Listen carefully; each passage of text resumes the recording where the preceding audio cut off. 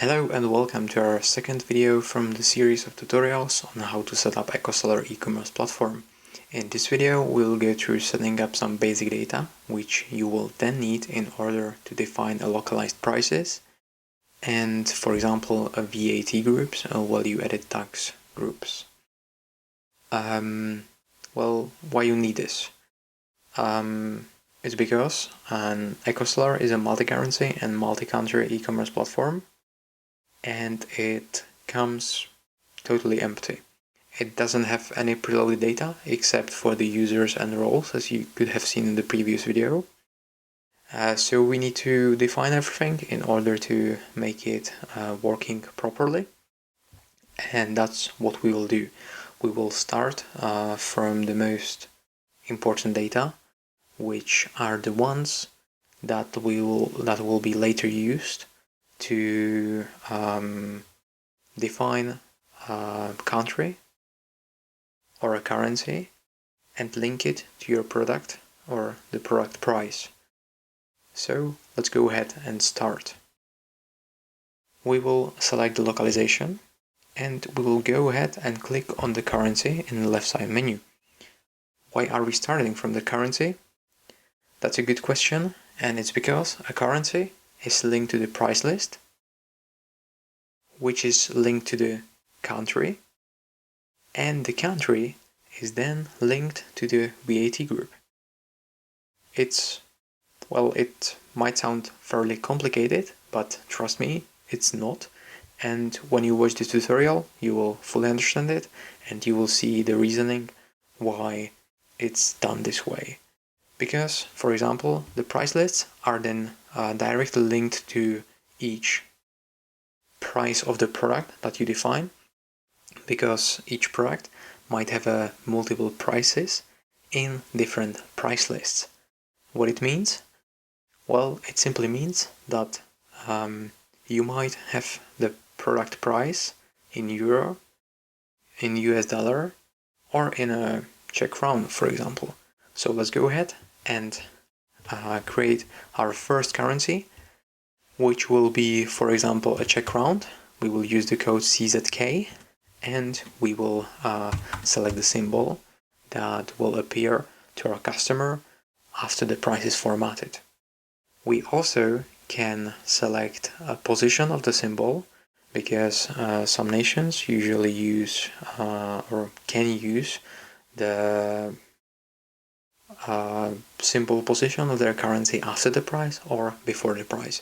You might have seen the before the price, for example, with the US dollar sometimes, but the Czech crown is usually written after the price, so we will go ahead and save it.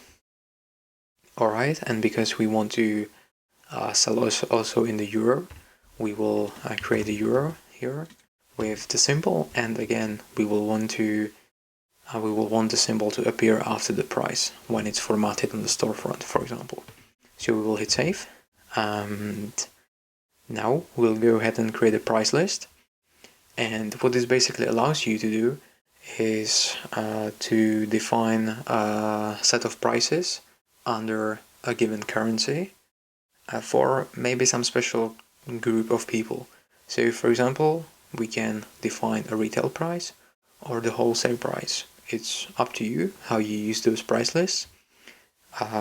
We will create a two price list.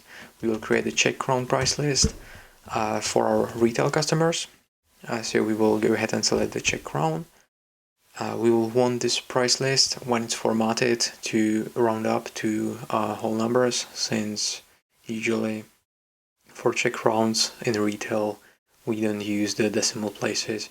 So we will hit rounding, and we will want to use this price list as a default, since our main focus will be on the Czech customers. Please make sure you have at least one default price list selected, because if something nasty happens, it might save you a bit of a headache. So we will hit save, and we will create a second price list for euro, again with the retail for retail customers, with the euro symbol or the currency. We'll not select the rounding because, well, in euro you want to sell in cents, right? And we will hit save. Now we can very simply create our countries. Well, our example e-commerce store will sell to the customers in Czech Republic and to Slovakia, so we will go ahead and create those countries. We will type in CZ. We will create the Czech Republic with Czech language and Czech retail price list. Now we will go ahead and create a Slovakia, and our language will be used as Czech since, well, I'm sorry, they are basically the same, and Slovak customers, they usually forgive you when your e-commerce store is in Czech language, and we will hit save. Now you can see we have the two countries, and for those countries and for those countries we will want to go ahead and create a VAT groups. What this basically means? Well, in almost all countries in the world, there is something like a standard VAT and a reduced VAT. It really depends on a country, and we in EcoSeller, we allow you to be pretty much very free with those VAT groups, and you can combine them differently for each countries. So it's pretty simple to set up, but you only need to define them. So we will create basically 4 VAT groups. We will create a standard 21% VAT group for Czech Republic, which is the Czech standard. You can use whatever name you want.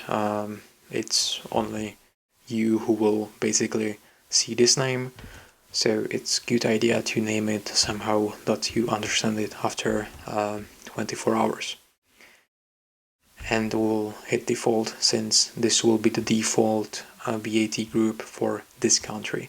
You can't obviously create a more default VAT groups for one country, but you need to have at least one, so that it has some fallback to go to.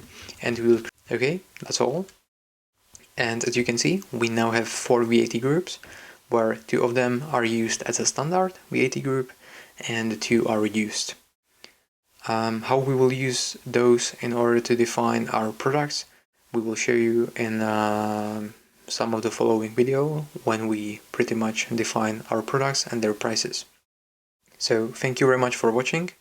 This was all from our localization or the initial data setup. I hope it was clear, and it will help you with setting up the rest of your EcoSeller platform. So thank you very much, and see you in the next video.